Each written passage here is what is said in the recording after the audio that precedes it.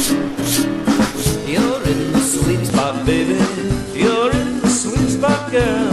You're in the sweet spot, darling. It's a magical kingdom in a mixed up world. You're in the sweet spot, baby. You're in the sweet spot, girl. You're in the sweet spot, darling. It's a magical kingdom in a mixed up world.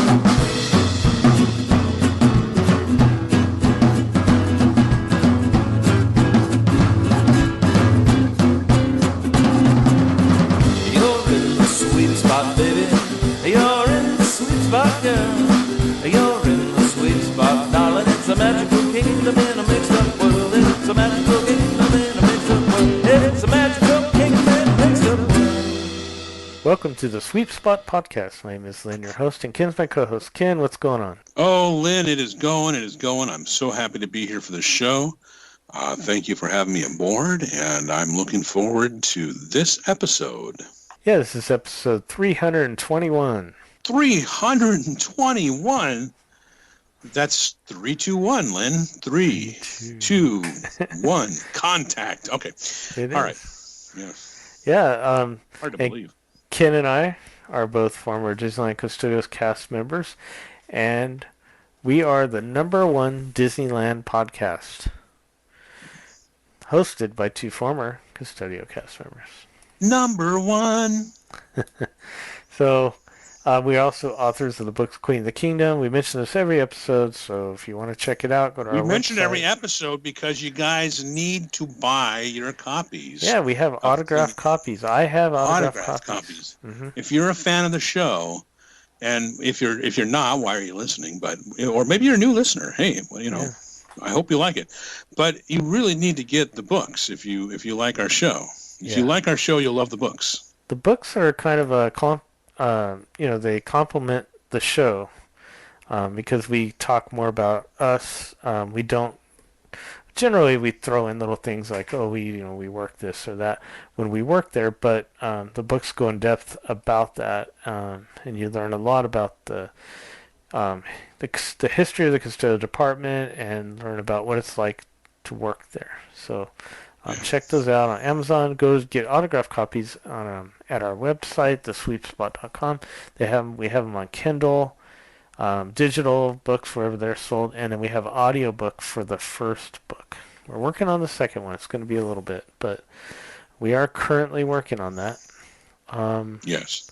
Also, we have a Patreon where if you'd like to help support the show and keep the show running, we do one bonus episode per month, and we talk about just various subjects that have to do with Disneyland. It might be times that we work there or something that's just on our mind that we want to talk more in depth about that we don't have time to discuss on our show. And those are usually very interesting conversations, and Ken and I enjoy recording those. And you can get that by going to Patreon and searching The Sweet Spot, or going to our website, thesweetspot.com, and look for the Patreon link. And you can give $7.49 per month.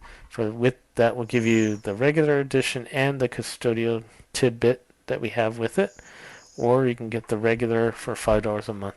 And I also wanted to mention that if you don't really care so much for the bonus material, but you just want a way to help us, you're always more than welcome to give $1 through Patreon. I mean, if everyone gave $1, it would be amazing. So per month, there's also, if you want to just give a chunk, a one-time amount, on our website there's a PayPal link, and you can just give if you'd like to. We don't request it. You don't have to, and we're going to keep doing the show, but, every little bit helps, and we appreciate it. So you don't say that. You got to hold the show hostage. That's right. No, we can't do it without you. No, but it really does. It does cost money to do this. It does. So it's any little bit helps. So thank you very much. Appreciate it. Also, so let's talk about this. So we have T-shirts, and we had a new design that we had up there, and pretty popular. Very popular design. Our friend Mikey over at Of Mouse and Man Clothing Company, ofmouseandman.com. He has a lot of cool designs over there. He made our Galaxy's Edge trash can design, and then he did this more recent one. It's kind of an updated version of the Adventureland trash can logo that we have. Well, it was on TeePublic t-shirts, or whatever you wanted to buy that had that logo on there. And I got a notice saying that it was taken down, that Disney had claimed it, copyright claim or something like that. So, and it never tells you what it is. So you don't worry though, we got our lawyers on this. No, high-powered legal team. That's right. No, so they never say what it is about the design, because it couldn't have been the trash can or. We've had that for years, and it's on all the other logos, and they didn't take those down. So, well, don't give them ideas. Not yet, but anyways, what they did? So we think maybe it's the Disneyland part. It says former Disneyland Custodial cast members. So, anyways, we've updated that. So if you did buy one of those, because I think we had about 6 sales during that small period it was on there. I think it was only about a week or so. So you have a collector's item if you were able to buy that, because you're welcome, everybody. I'm going to upload soon. I haven't done it yet, but I'm going to upload, maybe by the time this is out it'll be up, but it's the same logo, but we've had to reword some things, so hopefully that will suffice them. They'll be happy about it. I don't know. We reworded it. We took out the word former. So now it just says Disneyland. No, just kidding. Yeah, they would. That's and it says unofficial. So I don't know. Unofficial, but yeah, not good enough for them. So, so that happened with that. In case you were wondering, or maybe you weren't. And our good friend Jim Corcus has a brand new book out. You can get on Amazon. And it is the final book in his series, the Vault of Walt series that he has. It's number 10. And, Jim, we've had him on our show for years. Always a wealth of knowledge, and we love talking to Jim. So definitely go out. Perfect time of year to get his book for your, your Disney fans. So, yeah, just want to mention that Jim Corcus' new book is out. So go ahead and check that out. All right, woof, that was a lot of stuff. A lot of stuff. But what is the topic tonight? We're going to take a look at a specific land, and tonight we're going to talk about Critter Country.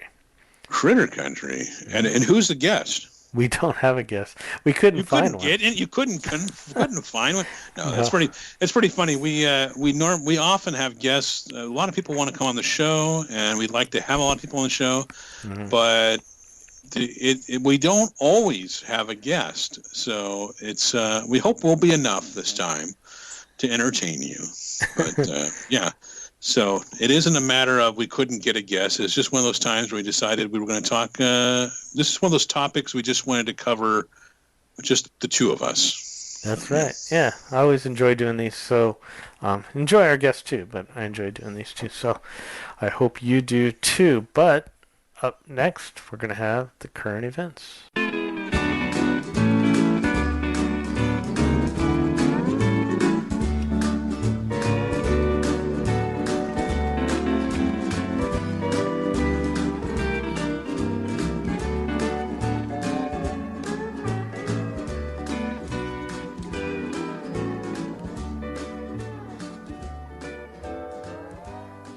Now we're going to have the current events. Ken, do you have anything for us?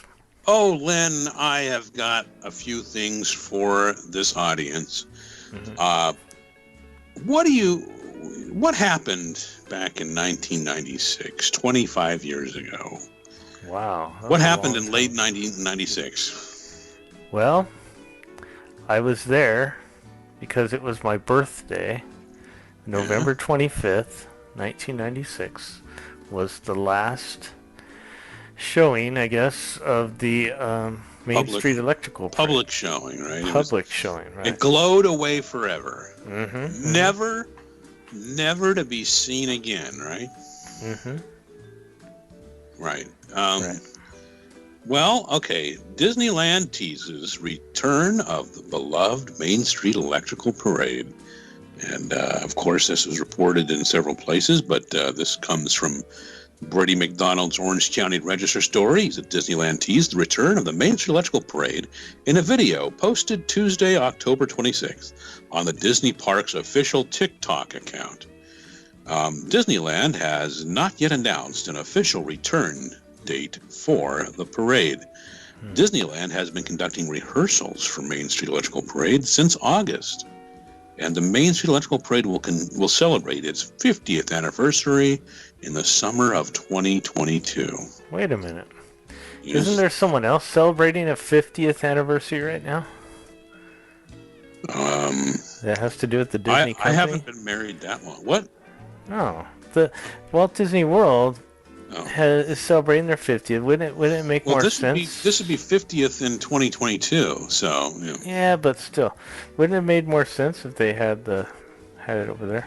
Are you done with that story? Because I have some comments. I have. There's another line from, all right. this. After its initial run, the electrical parade disappeared for 2 summers in 1975 and 76 to make way for a bicentennial-themed parade, and again in 1983 and 1984 for a parade celebrating Disneyland's newly renovated Fantasyland. Mm-hmm. So, it is called the Main Street Electrical Parade. It is not the Electrolyte Parade. When people say Electrolyte Parade, I picture giant bottles of Gatorade and Powerade going down the street. It's the Electrolyte Parade. So what did you want to say about it, Lynn? Well, did you see that thing you mentioned, the little TikTok video that they put on there? Did you happen to see it? No. Okay, it was just like a, 10-second thing, but it showed the like a truck pulling in, like into the parade building, because I recognized it. It looked like it was pulling into the parade building, and they had the little, was it not lady, but little turtle? That is? Yeah, spinning around, and they were talking. But it was kind of cool. But it didn't say in that video. It didn't say coming to Disneyland or anything. But it had hashtag Disneyland on it, in the hashtag part. It was interesting. But what I wanted to say was that what do you think about it coming back again and again? And it is an older parade, and it is a favorite. But I also know that people were really fond of the, I can't think of the name. What was the one that, the nighttime parade they had just more recently? Paint the Night. Right, Paint the Night. So people are really fond of that. And then the other parade, that Magic Happens or whatever it was, remember that? That only had a 2-week run, and then the park shut down. So what happened to all that? And then why the Main Street Electrical Parade? What do you think? Because of nostalgia, Lynn. It's because of nostalgia, and because it's an anniversary coming up, and or something else to think about. Do you think it takes less people to run the Main Street Electrical Parade than it does some of those other ones? What do you think? I don't know. Maybe they can get Richard Farron back to be the lion. I don't know, I'm just trying to think, why would they pick that parade? And then I thought about staffing, and I thought, because I've heard other podcasts talking about the same thing, but then I thought about staffing, and I thought, well, maybe it takes less people because they're having a problem with, staff right now. So maybe that's it. But it just seems odd that when all else fails, and I said this before, when all else fails, bring in the electrical parade, Yeah. Well, I don't know, just a little odd. But. Yeah, Laughing Place and Mice Chat both had coverage of that. So if you don't have access to if you're not a subscriber to the Orange County Register, then you might, you only have a certain limited number of articles you can read, but you can get all the information from those other websites. And, by the way, all these links are available at thesweepspot.com. It's our current events show notes that we have there. Okay, we talked about this last time, but Mice Chat has their first look at Plaza Point Holiday Shop, now open at Disneyland. And this one was from Natalie Kipper. And what was once Disneyland's Main Street Photo Supply Company reopened today, and that was back on October 21st, as the Plaza Point Holiday Shop. The store, located on Main Street, USA, will have merchandise for holidays all year round, with items from celebrations like Lunar New Year and Halloween and Arbor Day. I think I included that last one, but included seasonally. Here's a look at the brand new holiday store. So if you want to see that, of course, Laughing Place also had their coverage of it. I remember when the camera shop on Main Street, it was in a different location. It was really.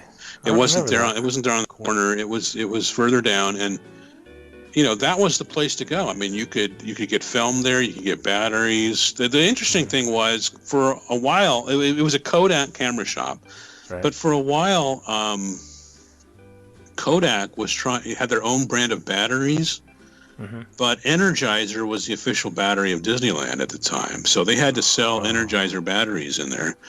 But that was a place to go to rent cameras, to get film, because back then you had to actually, when you took photographs, it went onto a piece of film, a chemical film, and then you had to turn that in to get it processed. Didn't they process them there at one point? They did too, and there was at least one cast member there who was a real expert on cameras and could repair cameras from like all over the world. I mean, it was quite the service that they had. But those days not really needed now. Yeah. No, things change, and so you have the photo supply shop is not as prominent as that shop had been, and then now they've moved that photo supply company stuff, and then they put the holiday shop there. So I guess it's good. I mean, everyone likes holiday decorations. And yeah. I think so. There you could click through to see those stories. Okay. So, what else is going on? Well, Disneyland brings back nearly 80% of workforce, with full staffing expected by end of year. And that's Brady McDonald reporting again. And he said Disneyland has added 15,000 employees to its workforce in the 6 months since returning from an extended COVID-19 pandemic closure. Ding, ding, ding, ding. During the continuing phased reopening of the Anaheim Theme Park Resort. Remember back in the days where they said, we're closing for 2 weeks? Remember that? No, anyway. Disneyland Resort has 25,000 cast members currently working and plans to hire hundreds more each week with a job fair plan for early next month, according to Disneyland officials.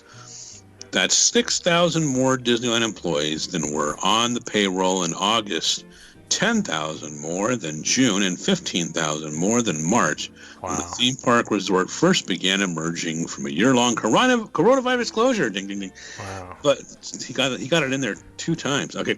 But Disneyland still has 7,000 fewer employees than the 32,000 on staff before the pandemic, when the Disneyland theme park resort was the largest employer in Orange County, California. So, yeah, they're bringing people back. That's they're good. Staffing up. They're ramping up. So got positions to fill. Yeah, they're gonna need it. We have this next story. Well, Mike's chat points out Dusty Sage, Disneyland contract troubles leave cast concerned. Tensions are reaching a boil for many of Disneyland's union cast members. Talks on contract renewals for the Teamsters and SEIU contracts, and possibly others, seemingly broke down yesterday. This is today. This is actually, I shouldn't tell you what day we record, but it's from October 29th. Seemingly broke down, and the unions began sending messages to employees, letting them know that things aren't going well, and Disney hasn't responded to the new proposals, and mediation had been canceled. Oh boy. So yeah. So you can read more about it there, but what's up? Well, I was going to say, wouldn't you think that at this point, because they're so desperate to get more people working there, they would pretty much do almost anything to keep the people they have there? You'd think so, but I think Disney's probably saying, eventually people are going to be looking for jobs again, and we don't want to. They're thinking they don't want to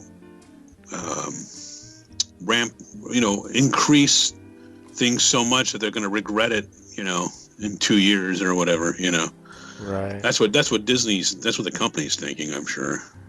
I mean, I don't know. I hope it works out. I mean, we have friends that work there, and they don't want, to deal with all this. So I think Disney will. They usually do come to some sort of agreement.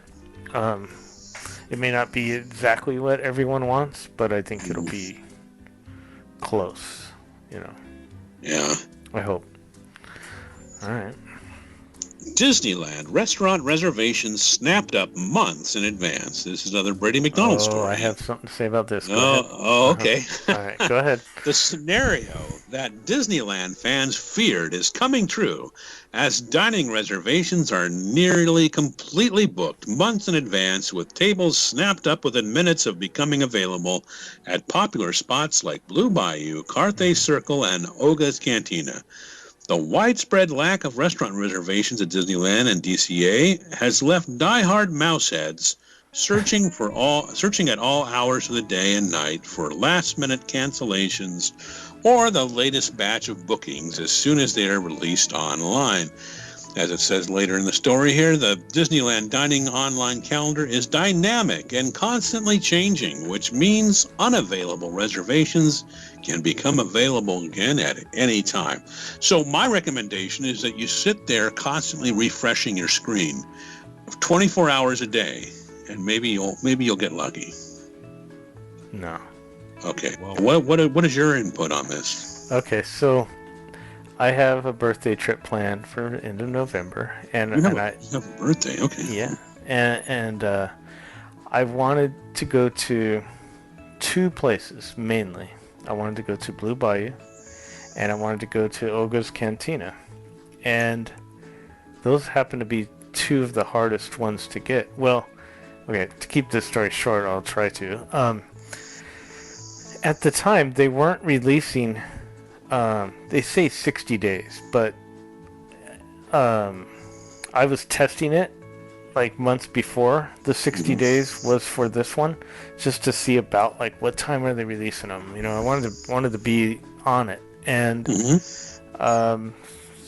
it went by 60 days and nothing.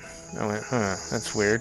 And then out of the blue, some night, a random like a Tuesday night, they just sent them all out. It was like 12:30 at night, and of course I'm sleeping at that time, so I wake up and rewind a little bit. I signed up for this it looks like you're going to talk about it here in a minute, thing called Mouse Dining. There's another one, Mouse Watchers or whatever. So I signed up for those so they would alert you when an opening comes up. They have some kind of a system with the computer, and when an opening comes, it sends it out. Well, I woke up that next morning, I had like 17 notifications on my phone because I turn off my ringer at night because people want to make sure that my car warranty is up to date. So so it's very important that your extended warranty be up to date. Exactly. So anyways, I woke up and then I got on the app as soon as and I'm up early. I get up early, and they were all gone. So I'm like, this is ridiculous. So yeah, but now they are doing it pretty close to 60 days. It just happened to be that one weekend that I was wanting. So anyways, I signed up for this thing, and now I get notifications here and there. I did get Oga's Cantina, and I did get Blue Bayou, but it's like at 8:30 at night. So I'm still holding out for something a little earlier. We don't, getting old, Ken. I don't eat at 8:30 at night, So, so anyways, that's my story. But yeah, it's extremely difficult. And one of the Blue Bayou one I got was only because I was looking on Facebook, just looking at stuff one night, and someone posted, I need to cancel my Blue Bayou reservation for this date. It happened to be one of the dates that I was going to be there. Does anyone want it, you know. So I wrote this woman and I said, yeah, I want it, you know. And she said, all right, I'll release it in 2 minutes. So I said, okay. So I went to the app and kept refreshing, and boom, it popped up and I got it. So that was very lucky, you know. Very nice, too. But anyways, that's my story. But it's really hard. So I don't know why. But exhausting. Sorry, man. Well, as you mentioned, Disneyland doesn't offer a dining alert option, but the Mouse Dining third-party website will send you an email when reservations pop up. But you have to move quickly. They don't last long. They're going to have to wait though until I'm done dealing with my car's extended warranty. So. Yeah. All right. Well, you know, Lynn. Mm-hmm. You might not be able to get restaurant reservations, but at least you can get tickets, right? I mean, oh boy. Disneyland raises ticket prices for most types of admission. Oh man. Freddie McDonald reporting again. He said the ticket prices for Disneyland and DCA increased an average of 6% on Monday, October 25th, with some single park hopper and multi-day tickets climbing more than 8%. The lowest priced one-day single park ticket remained unchanged from 2019 at $104. You know, I'd like to say that the Orange County Register, Laughing Place, and Mice Chat, I think they all posted this story like at 2-something in the morning. Like they were all... They talk about waiting for, you know, what were they doing? Waiting for their open dining reservations to pop up? I mean, I don't know if there must be some sort of automatic feature going on there. Yeah. Because I can't imagine that these people were all up at that hour. Just happened to be up, yeah. But maybe they were. I don't know. Maybe they knew something the rest of us didn't. A 6th tier was added to Disneyland's former 5-tier pricing system, raising the top price for a single-day, single-park ticket from $154 to $164, and the most expensive park hopper ticket from $209 to $224. That's ridiculous. 6 tiers, 280 tiers. Lynn, they're not going to stop until they get to 365 tiers. So ridiculous. Each day of the year is going to have its own pricing structure. We're heading towards that. I mean, single day, single park ticket prices increased 0% to 8.1%. Tier 1, $104. Tier 2, $119. Tier 3, $134. Tier 4, $149. Tier 5 is $159, and Tier 6 is $164. Wow. Park hopper tickets rose 3.1% to 8.4%. As he pointed out, Tier 1 is $164. It goes up to Tier 6 at $224. Park hopper tickets provide admission to both Disneyland and DCA on the same day. Multi-day tickets saw similar spikes. 2-day, one-park tickets rose to $255 from $235. Wow. While 2-day park hoppers climbed to $315 from $290. 3-day tickets now cost $330 for a single park per day access and $390 for the park hopper. Why not just get the lowest tiered price, lowest tiered to pass? Anyway, the daily theme park pricing rates also rose. Theme park parking rates also rose from $25 to $30. I think that they explained that extra $5 was so that they could dust off the trams while they're sitting there unused. It costs them money to dust them off there. So self-parking at the Disneyland Resort's 3 hotels also climbed from $25 to $40. That is crazy. Hotel valet parking jumped from $35 to $50. Wow. So I have something to say about this too. Hard to believe. So we actually had a very nice discussion. If you're not a part of our Facebook group, We have a page and then we have a group. Yeah. You have to be approved for the group, or whatever. But anyone, we'll let anyone in. We'll let anybody in. Yeah, we're not discriminating at all. No, we had a good discussion on there, and I didn't agree with everyone, and I'm sure people didn't agree with my opinion, but that's okay, because we had a nice discussion, and we got to see what everyone's opinions were about this, and it was interesting. I get what some people are saying. There's one person that said, Disney doesn't owe you anything, but I know that. I know that. But well, it's like, well, I paid all this money to go see this movie, and I thought that the movie wasn't that good. Well, the studio doesn't owe you anything, Lynn. I know. I still have an opinion. So, what I'm saying though is that they're allowed to raise their prices. They can raise them as much as they want. But I think that as fans, we're invested in the company. Maybe not. Some of us are invested financially. I know I am. But also invested in the company because we like Disney. We like Disneyland. And sometimes when you're invested that much, you're passionate about something like Disneyland. And when you see things like this, it reminds me of times that we had around the time I first started in Custodial, where things started to change, where we had a lot of price hikes and more cutbacks and different things, and I understand they're coming out of a pandemic, coronavirus closure, so I understand that, but at the same time, you don't want to just rip, people, just take every nickel and dime they have for everything, that Genie Plus thing coming up.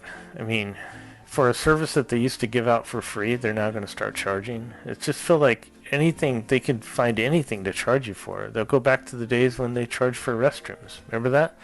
We don't remember because we weren't around, but they did used to charge to use the restroom in the park first opened, and then Walt some restrooms. Yeah, some, and Walt didn't know that, and he went to go use it. He's like, "What is this? Take these off." So, eventually, do we want that? So I don't know.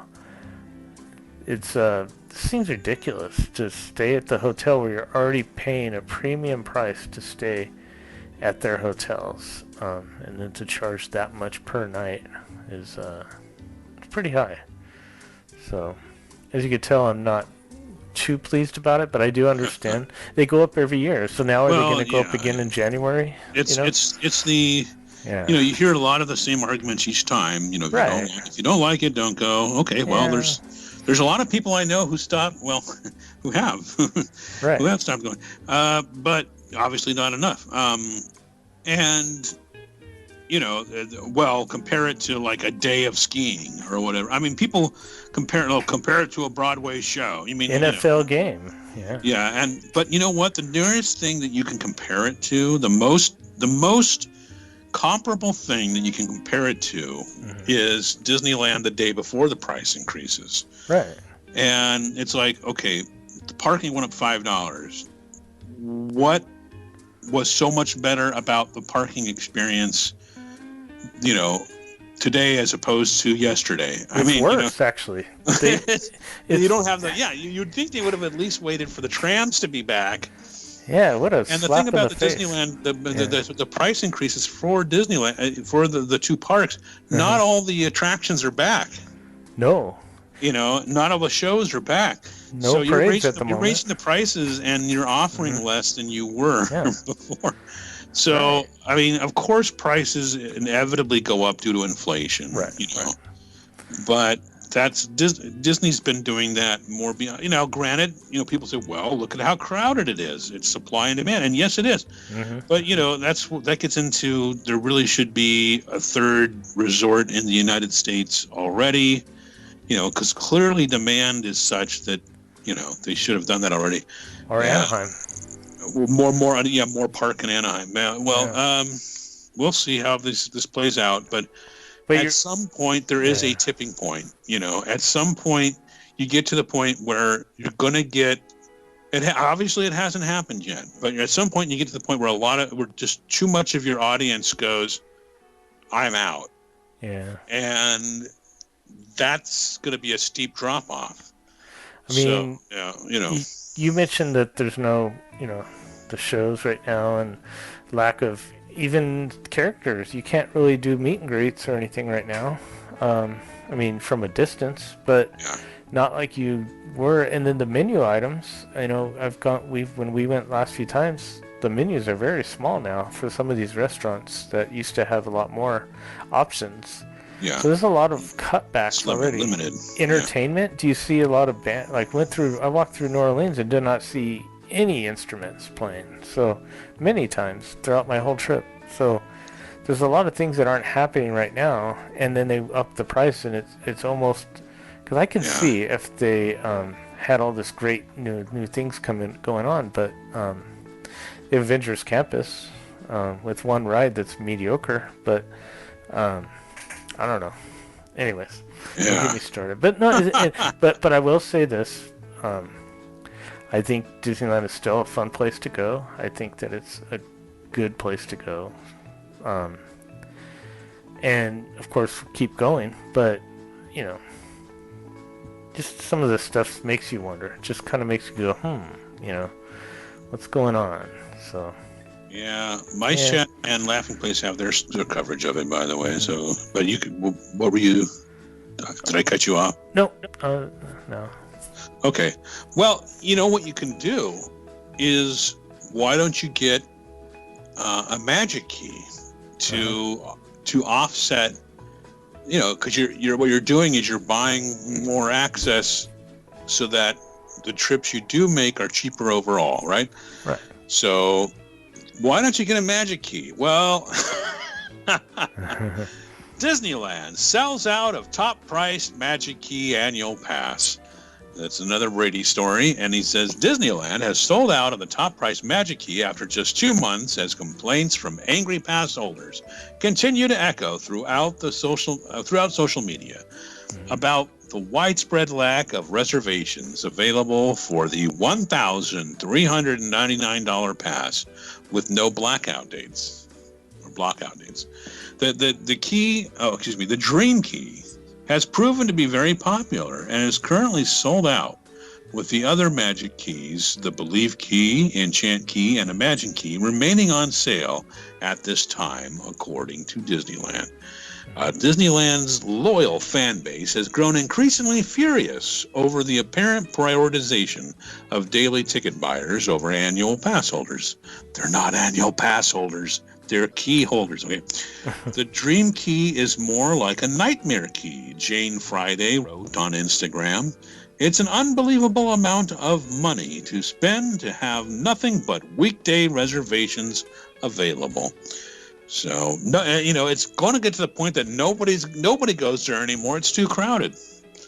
As Yogi Berra would tell you. But, well, someone's there because it's crowded.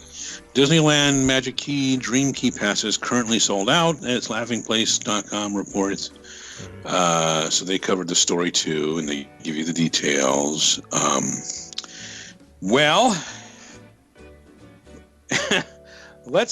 Is there anything more upbeat? Well, yeah. Brady had a pretty extensive article in the Register with the headline, Disney Imagineering Relocation Shifts Creative Balance of Power from California to Florida. And he says the secretive creative lab started 7 decades ago by Walt Disney for the construction of Disneyland will soon bid farewell to Southern California when the headquarters for Walt Disney Imagineering moves to Central Florida. Walt Disney Imagineering will be based at the new Lake Nona campus in Orlando, Florida, near the Walt Disney World Resort, according to a Disney Parks Experience and Product spokesperson. An opening date has not been set for Disney's Lake Nona campus. Imagineering's relocation from California to Florida is expected to continue through the end of 2022. Imagineering won't relocate to Florida until the Lake Nona campus is ready. The new 60-acre Lake Nona campus represents an $864 million investment by Disney. See, that's why they're raising ticket prices, Lynn. $864 million. Disney can take advantage of significant tax savings by moving its parks division to Florida, according to Martin Lewison, a theme park expert at Farmingdale State College in New York. So, okay. And if there's anyone who would know about the taxes, it would be somebody living in New York. Okay, Disney has acknowledged the relocation of the Imagineering headquarters from California to Florida will disrupt the lives of its employees and their families and could lead to the loss of creative talent who choose not to move and the potential poaching of key executives by other firms. Yeah, it's a pretty extensive story. I mean, he goes on and on, covering it from multiple. He goes getting quotes from different people. Really substantial. It's definitely not one of those. Could Disneyland open up with fewer, drinking fountains stories? It's not one of those. So what might happen in 2 years at Disneyland? It's not one of those stories. It's a pretty thing. But it's, if you think about it. And he points out, Kevin Lively is one of the Imagineers. He worked on the Jungle Cruise stuff, improvements. The update, yeah. Yeah, the update. And he's out. He's not doing the move. Wow. And they point out that, there's all these other firms.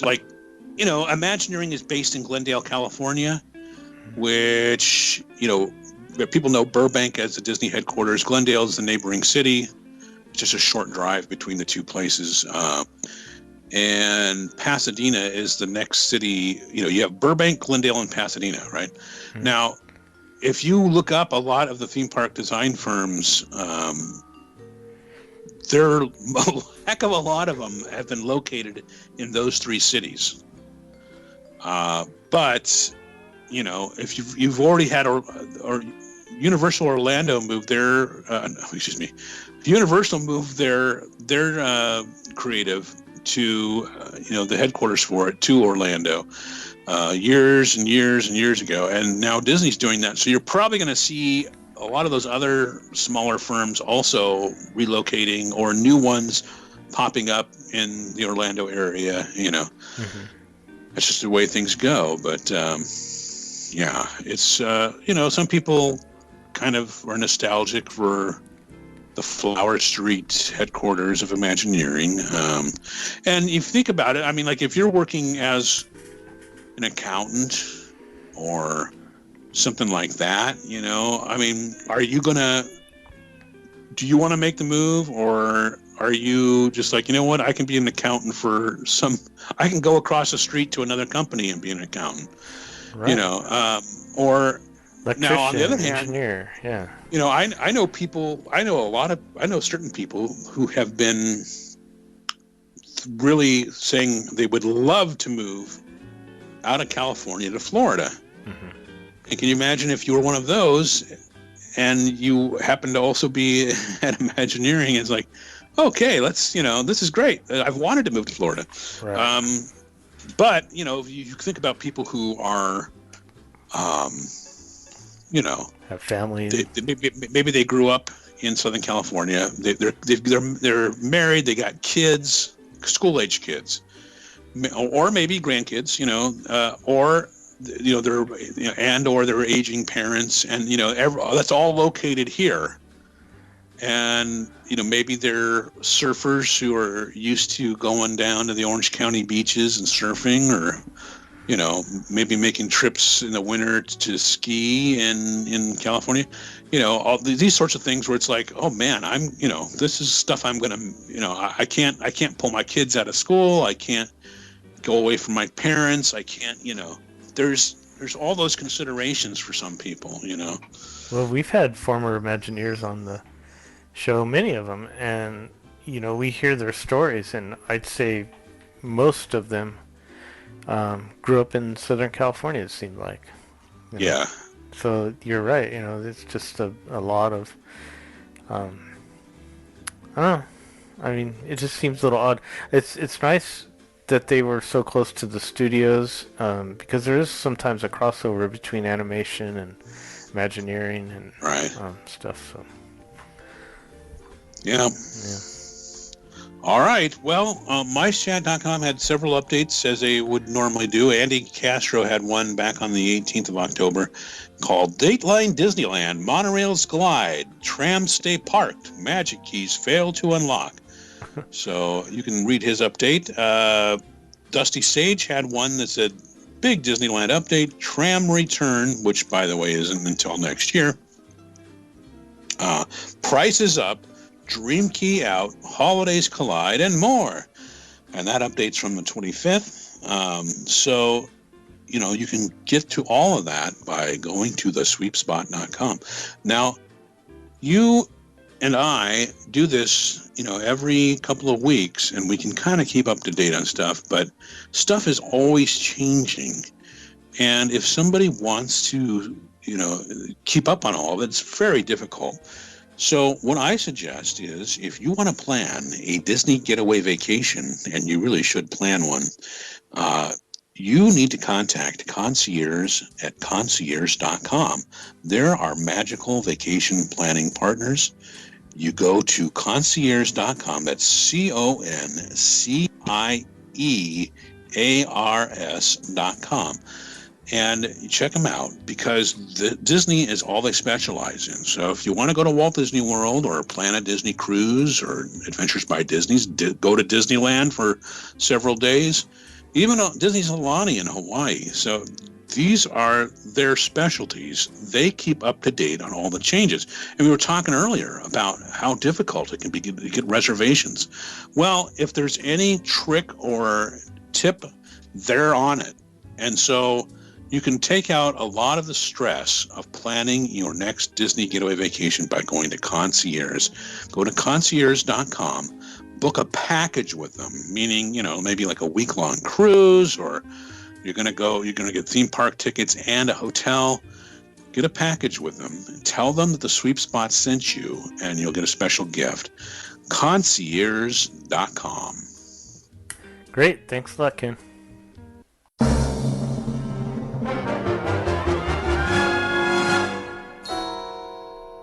Hello everyone, this is Eric Johnson with Concierge and welcome to the D180. While Ken and Lynn cover all things Disneyland, in the D180 we take a spin around the rest of the Disney universe and we do it in 180 seconds. Let's jump right in. We start our journey at Walt Disney World where the holidays are imminent. Disney pulls out all the stops for innovative treats and this year is no exception. From savory to sweet to, different? Yeah, that works. Disney's chefs have a lot in store for us this year. Let's start with the savory. Thanksgiving turkey dinners are standards at places like the Liberty Tree Tavern in the Magic Kingdom, but what about the other parks? Disney's Animal Kingdom steps up, showing its culinary expertise this year. Snag a traditional Thanksgiving dinner with a twist at Tiffin's. If the turkey and cranberry is too much for you, try out their apple-brined pork T-bone with ginger pear butter or roasted squash soup.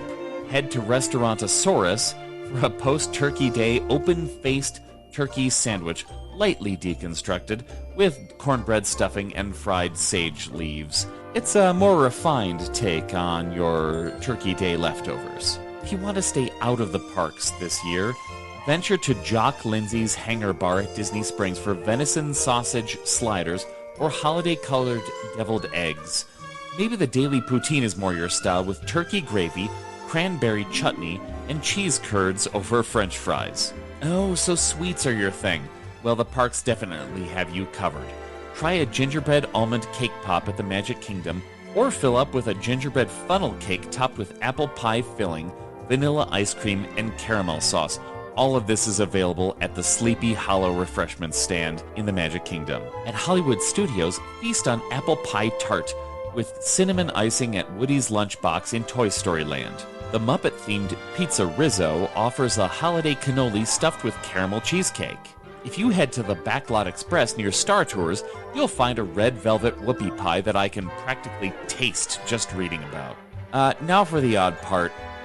Sorry, not odd. Maybe innovative? Unique? No, I mean, I consider it a little odd when food looks like a different food. Am I wrong here? We all know and love the interstellar delights at the Satuli Canteen in Animal Kingdom's Pandora. Well, the chefs at this restaurant cooked up a pumpkin cheesecake mousse that looks like, a pumpkin. A very glossy pumpkin made of cheesecake perched atop chocolate dirt with cranberry boba pearls. Peep the pics, folks. If this one really looks like the promos, it will be super wild. Tiffin's is a high-end restaurant at the Animal Kingdom that offers similar signature desserts. Try the apple pie cheesecake, where the cake resembles a glossy green apple atop cranberry sauce. Maybe the horchata snow globe is more your style, with coffee cream, a gingerbread cookie, elderflower meringue, and bourbon caramel on top. Oh, too much to talk about as usual. If you want to travel a little further afield from Florida, check out the Deals with Adventures by Disney. Their popular Danube River cruise is on sale this year for $500 off per person. Guests can book their trips up to December 6th for departures on December 20th. Take a leisurely cruise along one of Europe's greatest rivers through Germany, Austria, and Hungary, visiting various Christmas markets along the way. These adventures are almost never discounted, so you should look into this deal now. And that's 180 seconds. I hope you enjoyed our quick spin around the rest of the Disney universe. If you'd like to learn more about these Disney adventures or just have a few questions, please come on over and visit the Facebook pages and websites of both The Sweep Spot and us, their official travel planners, concierges. We look forward to planning something special for you and your family. I'm Eric Johnson, and this has been your D180. Welcome to Critter Country.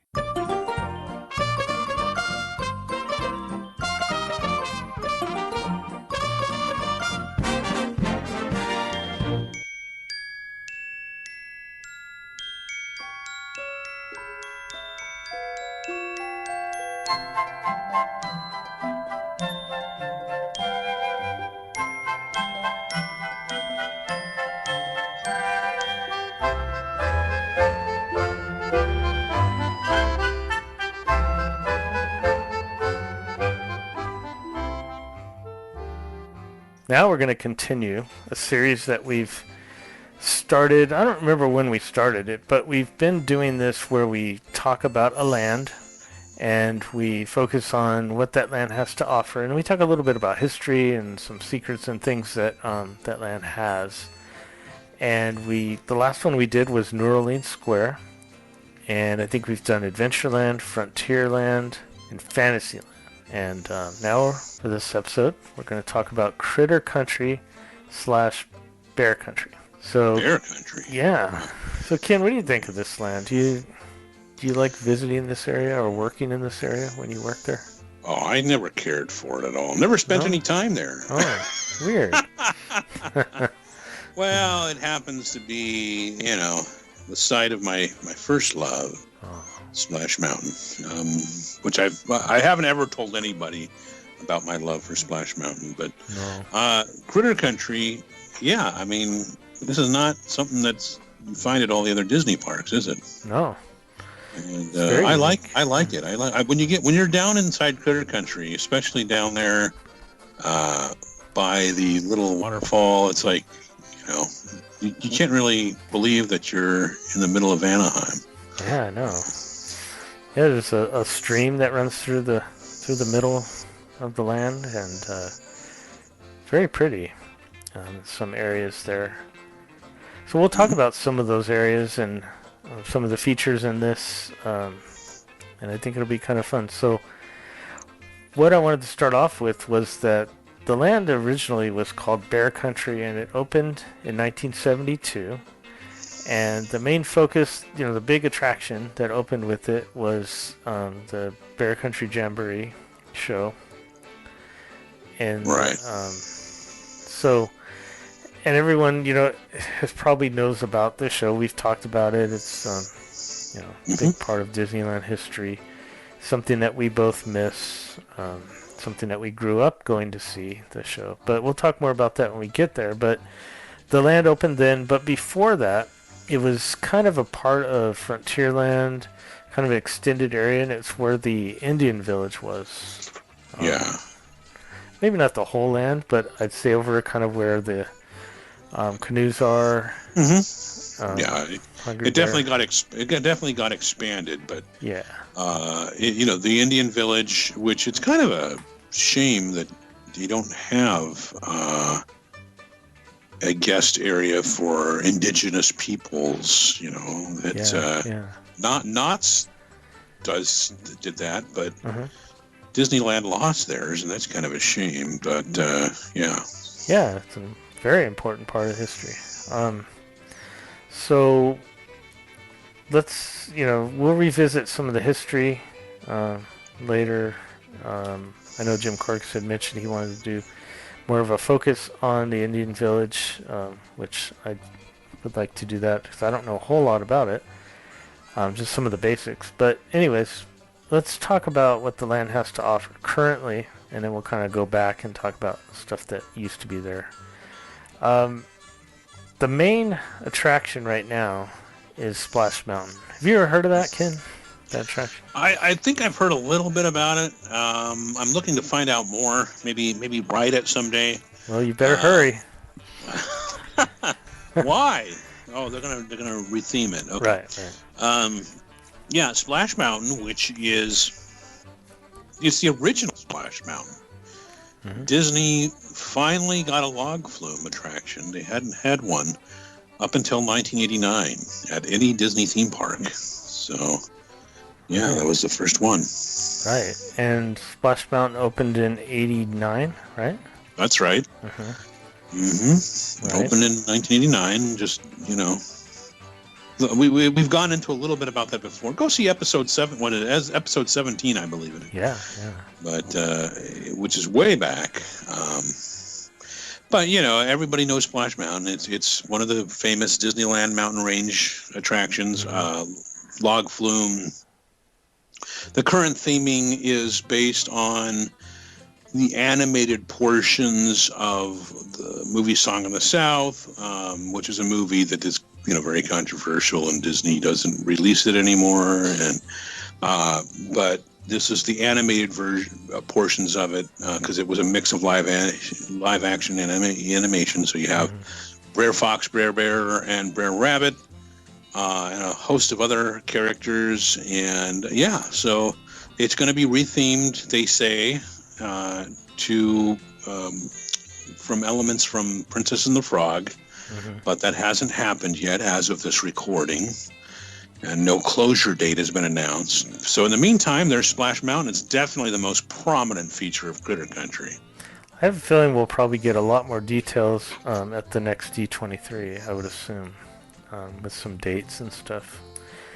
The other attractions that we have in this land, we have the Mini Adventures of Winnie the Pooh.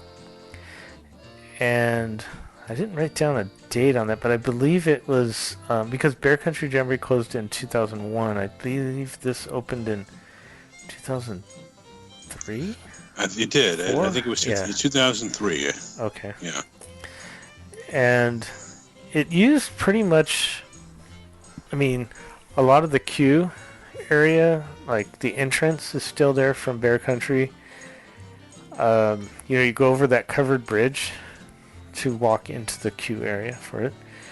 It's really pretty back there. When you walk over that covered bridge and you get into by the stream, and there's a lot of trees and bushes, and really pretty. The ride is a good dark ride. I think that it gets overlooked a lot because it's kind of hidden in the back there. People go over the Splash Mountain, but not always, because especially weather, if it's a little cooler out, they may not go to Splash Mountain. Then they kind of overlook Winnie the Pooh. I think that ride would have done better if it were in an area of the park that was a little more prominent. Like if it was in Fantasyland or near Fantasyland, I think it would have done a little better. Well, let's I'll just quickly point out that what happened was basically, I think it was Tony Baxter was given the choice, because they were going to stick in the Winnie the Pooh attraction. The question was going to be where. Right. And the choice was basically between the Mr. Toad attraction or replacing the Country Bear Show. Now, Winnie the Pooh had already replaced the Mr. Toad attraction at the Magic Kingdom in Walt Disney World. In fact, there were a lot of people very upset about that.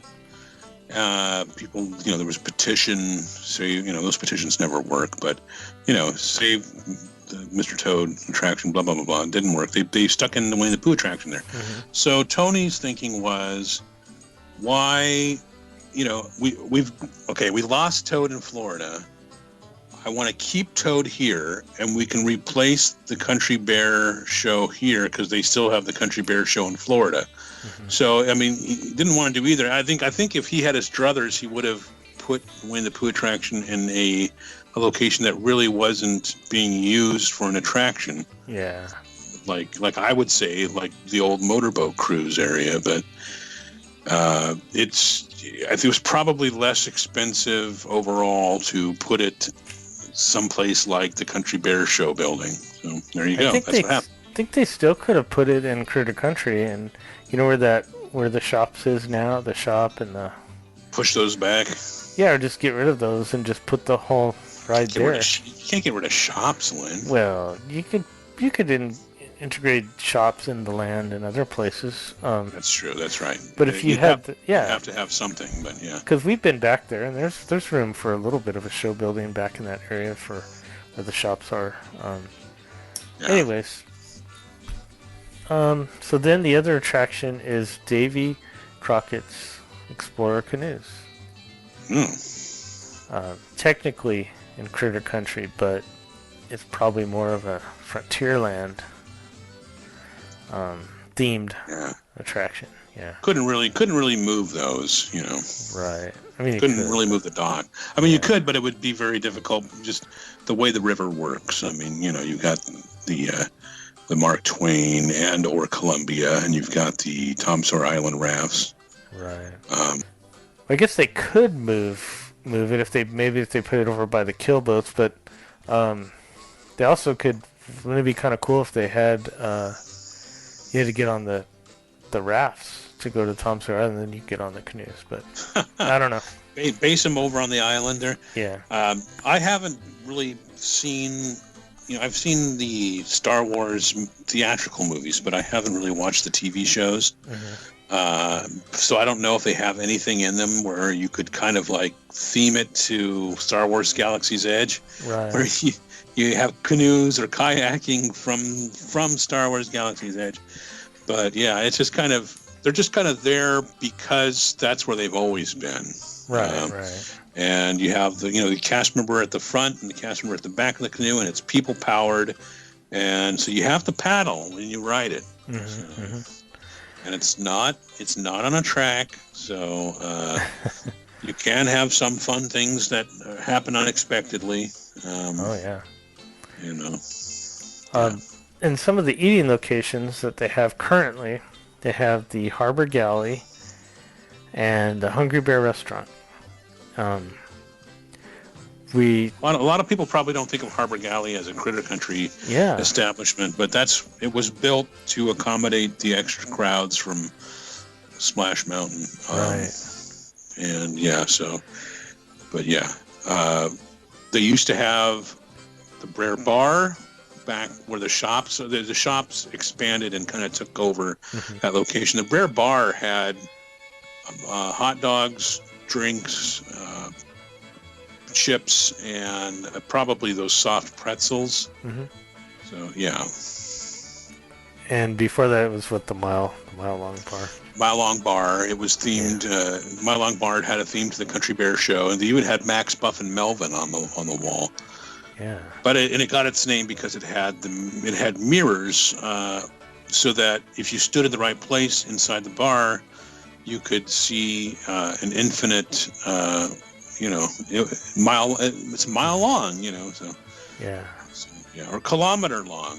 I guess if they did this in France, it'd be the kilometer long bar. But did they have one at? I thought I remember hearing somewhere that they had one at Disney World too, the mile long. Yeah, well, that whole it used to, the structures down there at the end of Critter Country.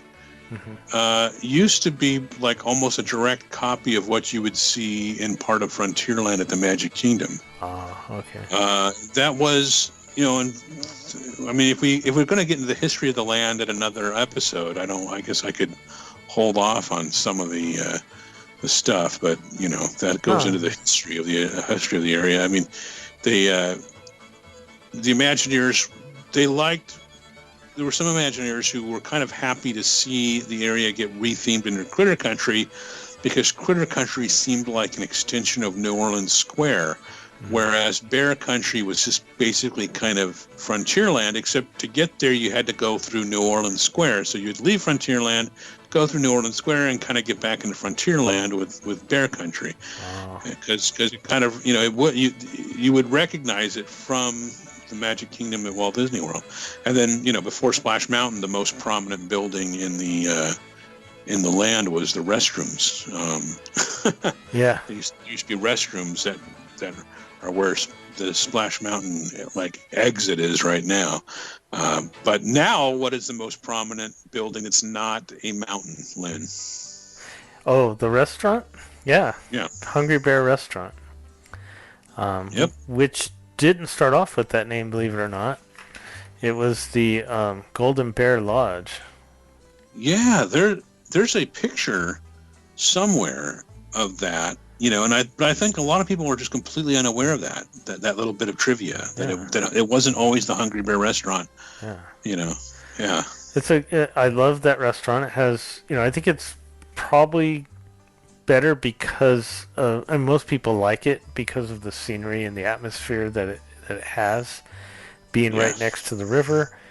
It did used to be closer to the river. Well, it never moved, but the river used to be closer to the restaurant. But then they made the pathway for into Galaxy's Edge, so they kind of separated it. But the train goes right by it too. Oh yeah, Walt that's Disney, cool. Yeah, the Disneyland Railroad. Mm-hmm. So that's great. I always remember. Oh, go ahead. Go ahead. No, you go. I was going to say, I always remember standing in line outside.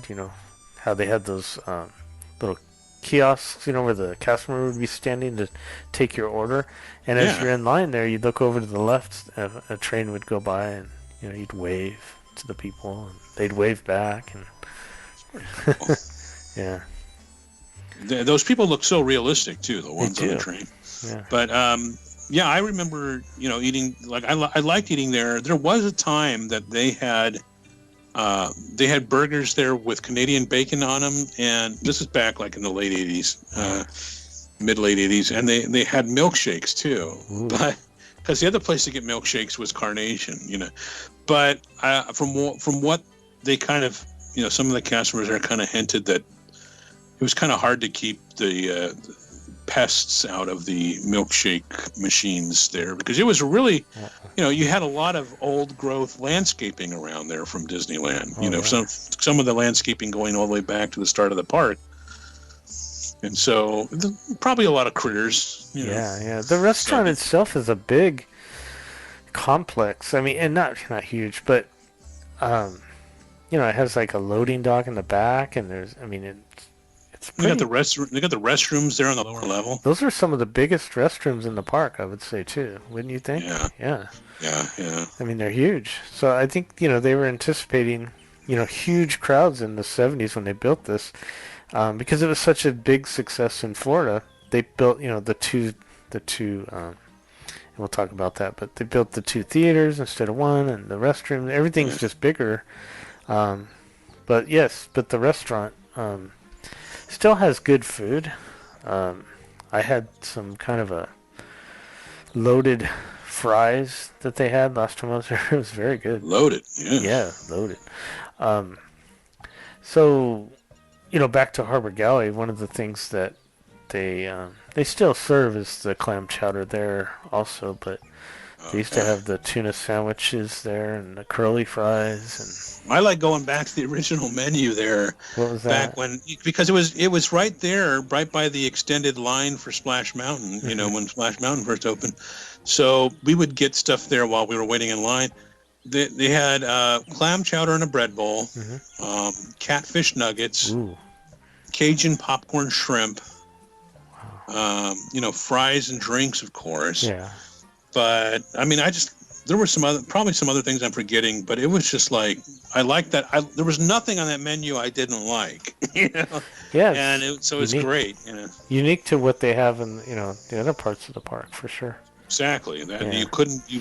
Most of the stuff you couldn't get in, I mean, clam chowder and bread bowl, I guess New Orleans Square would have. Yeah. But it was for the most part, it was stuff like Cajun popcorn shrimp. You couldn't get that anywhere else in the park. No. You know. And don't let the name popcorn fool you. It wasn't that evil stuff that we had to sweep up. Yeah. And then there's 2 shops currently in there, and we'll talk a little bit about like what was there and the name changes and all that. But currently, it's the Briar Patch. Now, a lot of people forget about this shop. It's sort of hidden. I mean, it's right there on the walkway, but it's in that little looks like a cabin, right?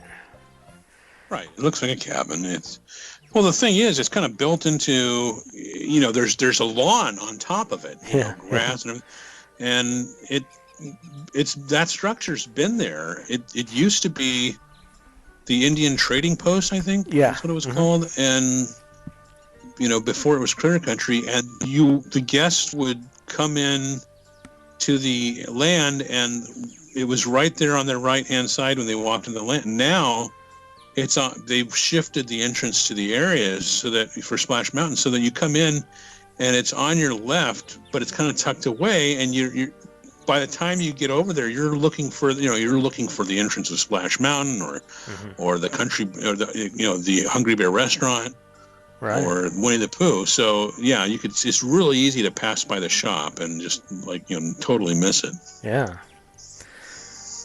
Then there's also Pooh Corner, which is, back the back end of Critter Country.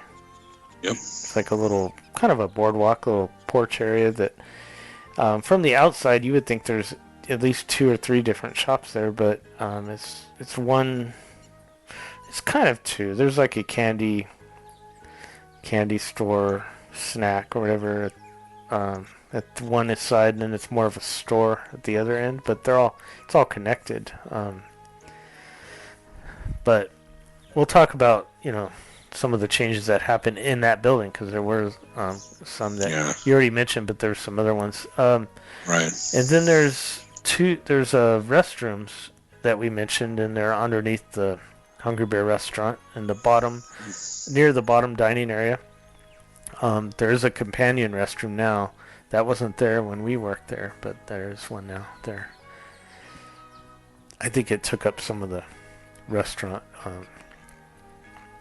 storage area, whatever it was used for underneath there.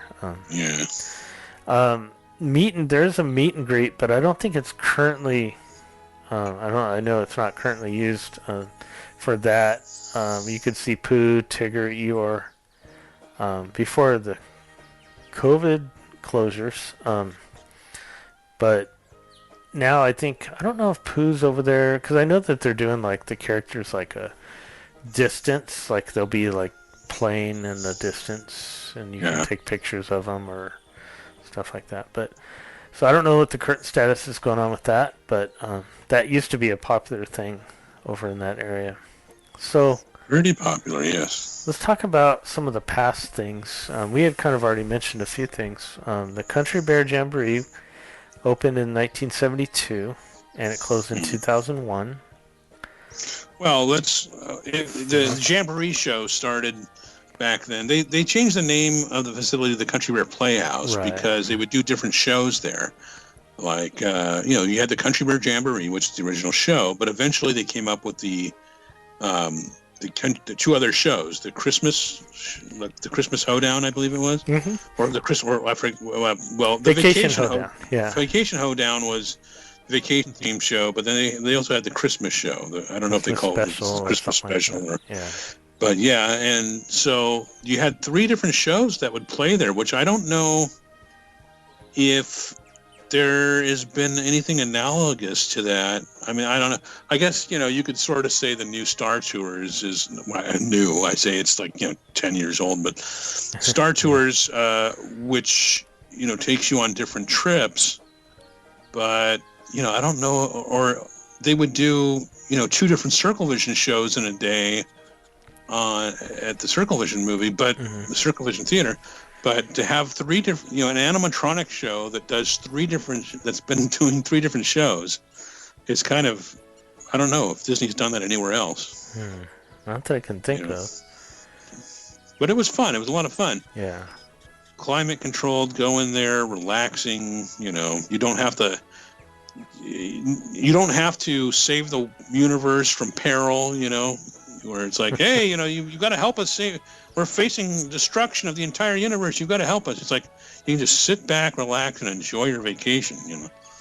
Yeah, it was good. Family, everyone enjoyed it. Then we have, we mentioned the Mile Long Bar. Was opened in 1972 with the land and closed in probably, like we estimated, they say 1989 in this book, but I think it was probably about 1987, 1988. Yeah. And then we have, we mentioned Briar Bar, which, went after the Mile Long Bar, just renamed. Yeah, it rethemed of the, kind of rethemed for Splash Mountain. And but they had Teddy. What was, I was going to say, ask you, what was right next to it? You had the Teddy Bear Swing and Arcade, which had some video games. Also, you could also make one of the Country Bears dance. It had a little, marionette that you could make that dance. They had, at one point, they had one of these at Knott's too, which was you would have a gunfight with an animatronic kind of thing, I guess animatronic's probably too generous of a word, but you would have to draw, and he might get you first, or you get him, or but there were video games back there, and some of them were themed, to the area. Some of them were just, I think, straight out video games, but it wasn't obviously as big as the Starcade, It's kind of a small little space. Because you had that, and then the next to it you had the store, which,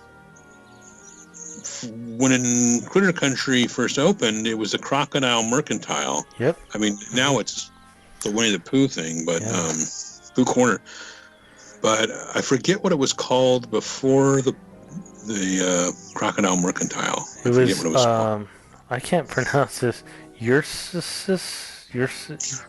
Oh yeah. Ursus H. Bear Wilderness Outpost, something like that. Oh, the Wilderness. They just shortened it to like the Wilderness Outpost. Right. Is what they did. That was what it opened with. The land opened with. Right. Yeah. So, like I said, it was a copy of. It was really a copy of Frontierland, a portion of Frontierland at the Magic Kingdom. I could see that now. Now thinking, back some of the architecture, and you could tell by the top of the building, it's still similar to that. So I had a question though. You said that the restrooms were kind of where Splash Mountain were. So they had kind two of sets Splash Mountain exit. Well, you know what? I don't think. I think the restaurant. When I think the restrooms that are at the Country Bear or the Hungry Bear restaurant, I think those might have been added during the closure for Splash Mountain. Oh, really? I don't think. Maybe I'm wrong, but I don't think they were there originally. Because you had the most prominent building in the land when, because most of it is just kind of trees and rock work and stuff like that. The most prominent building had been the restroom building, and it was kind of it's kind of between the Splash Mountain entrance and exit. It's kind of facing the shops back there, and it said like on the wall, painted outside. It said like baths, like for 25 cents or whatever, or baths for a nickel. But if you wanted clean water, it was 25 cents. But it was actually just a restroom building, and it kind of had a boardwalk in front of it. And when preparing for Splash Mountain, that got torn down, and there were some of the Imagineers involved were like, "Yay! Finally, we're not going to have the most prominent building in the land being a restroom." Yeah. But I think I could be wrong, but I think the restrooms at the Hungry Bear were added because those restrooms were taken out.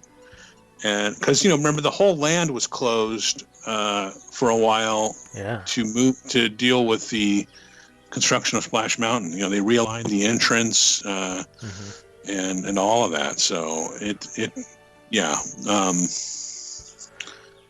I do it's remember. Interesting if you can find old pictures of it. It'd be interesting. So, well, I was gonna say one of the things I don't have on my notes, but I just remembered as a kid hearing.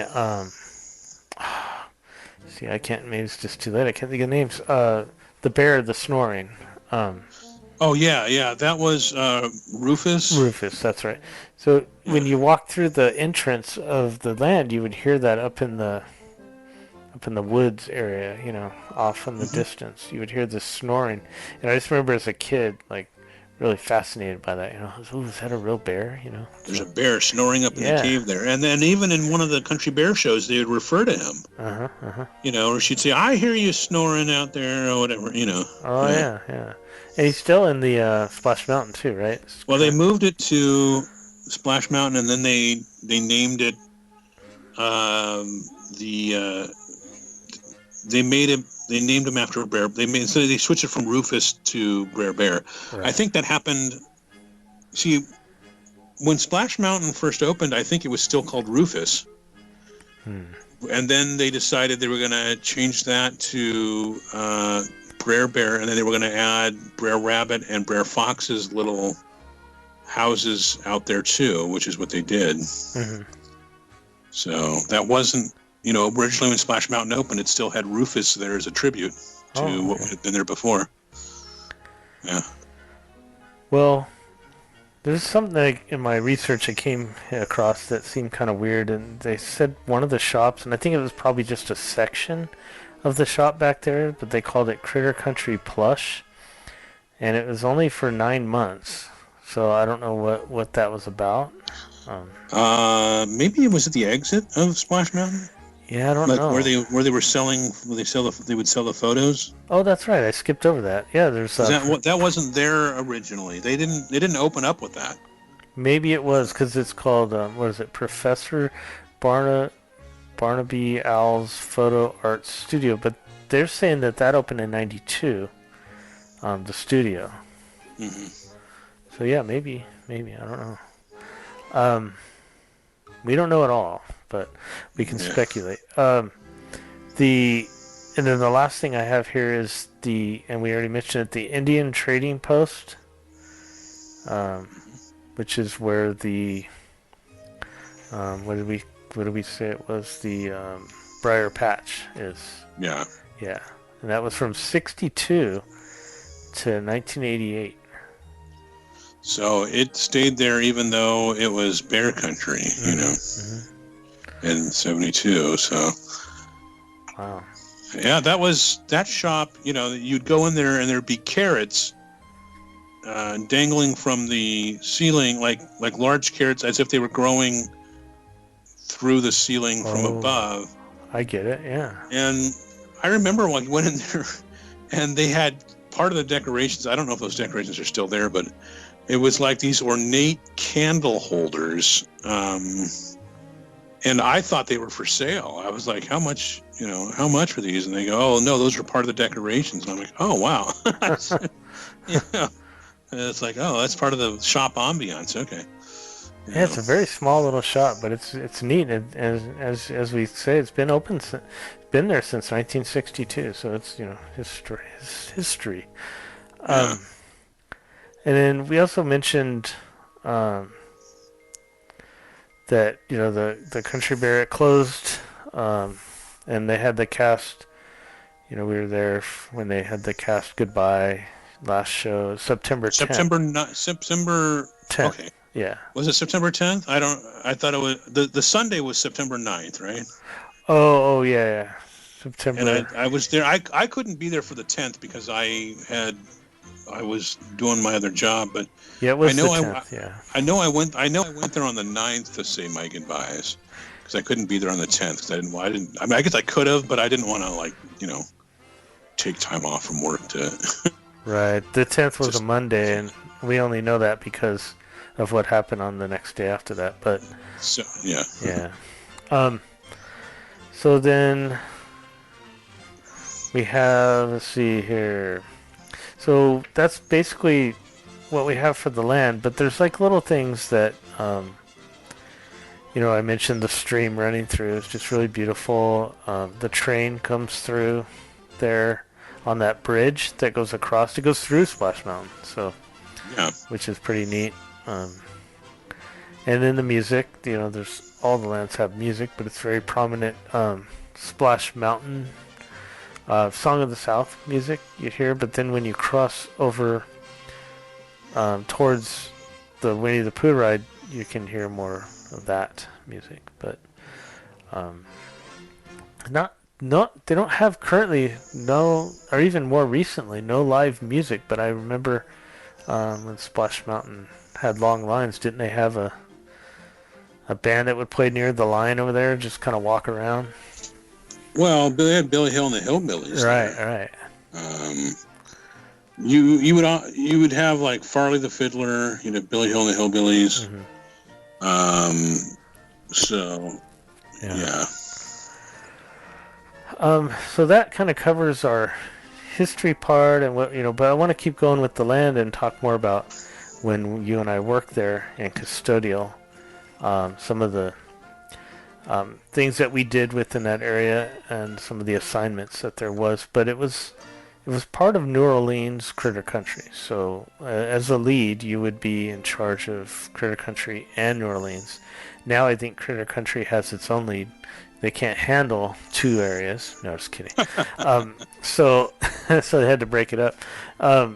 No, but that's the way it was, New Orleans Critter Country. And we would only assign, normally, we'd only have enough people, we'd assign just one sweeper for Critter Country.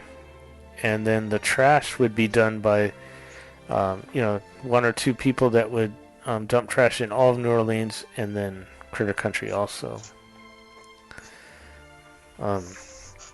Splash Mountain had, you know, bullet cans, and those are the ones that we called them bullet cans, but those are the trash cans that are within a line, a queue. Mm-hmm. They had several in that one. They had throughout the attraction. Yeah, it wasn't always easy to handle those, was it? No, there was that one that was like up. You had to go up those side stairs and get to that one there where it kind of divides up a little bit. Well, before it goes into the cave or inside. So then, in Country Bear Playhouse they had some in the lobby too, some trash cans, and Teddy Bear's Arcade I think had one, and the Canoes of course. And then we mentioned the restrooms. I remember there's a cast break room it's probably still there back behind would be now Winnie the Pooh, but you were able to get to it if you went through the lobby. If you just went straight through, it would just be a door straight to the back, and it didn't look like a door. No. When you pressed on it, it would move. Yeah, so you just go straight through the lobby, and there'd be a door, and then you go down. I think there's some steps there, and then some steps up to the break room there. Yep. And there was a restroom back there, and at one point we started taking care of that restroom, but it was done by outsource before that. Let's see. Oh, then we had a packer where we'd throw a lot of the trash for that whole area, including New Orleans. We would prominently use that one. There was other ways we could throw away our trash, but that one was the main one. And it was in the back there, towards the exit of Splash Mountain. There's a backstage gate there. There's a packer back there. We'd keep some supplies back there in case we needed something in that area back there, especially if you're at Splash Mountain. Maybe towards the exit, you kind of had something close by to grab. Yeah. Yeah, you know, when the area first opened for with Splash Mountain, I mean, Splash Mountain ended up opening much later than the area, and I mean, just months later than it was supposed to. But they had a satellite office for first aid back there. Oh yeah. Back behind the gates of at the end of Critter Country there, because it was so far from, they figured it was going to be so busy, and it was so far from Main Street, that they had a little satellite office for first aid. Yeah, I remember having to clean that restroom. It was a cast restroom, but having to clean that. Yeah. Not very much. I mean, not. We didn't have to do it later. It was just maybe my first, 2 years I worked there. We were having to clean that, and then they kind of got rid of that. But something else that we do in that area was on nights that the park closed before midnight was we'd clean the logs, right? Yes. What was that? If the park closed before midnight, we would clean the logs, and it would much easier than cleaning pirate boats, but the same idea where it's like, okay, gotta clean these out so that they're not full of trash and that sort of thing. Yeah. Yeah. I don't remember doing those a whole lot. I probably did them maybe a dozen times, but I don't remember doing it quite as much as I did. Probably just because I had Adventureland more often closing. I mean, what would happen is we'd be standing in the station, and then a ride operator would stay behind to, we would jump in the logs, throw out all the trash, and then we might have somebody sweeping. Otherwise, we'd have to do it after we were done. But sweeping all the trash that we threw out of the logs, and then once we cleaned those 2 logs, we'd get out, and then the attractions host would dispatch those, and then we would do the next 2. We would tie a towel, a paper towel, around the place where there's a hook location on the back of the logs, and we would do that for the first log we did, so we would know where to stop, when we had completed the cycle. So or on the front of the log. I remember tying it on the front. It's just somewhere so that you know which log you started with. I remember we forgot to do that one time, and we had to guess. We're like, I don't know, this looks clean. I think we stopped here.